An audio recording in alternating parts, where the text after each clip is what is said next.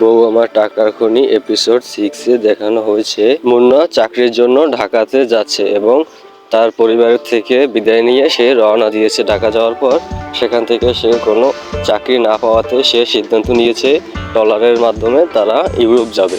এবং ইউরোপ যাওয়ার জন্য সে যখন তার বাবা মাকে ফোন দেয় তখন তার বাবা মা সহমত দিলেও তার বউ সহমত দেয় না, কারণ এরকমভাবে বাইরে যাওয়া ঠিক নয় এবং এরকমভাবে বাইরে যাইলে অনেক রিস্ক আছে।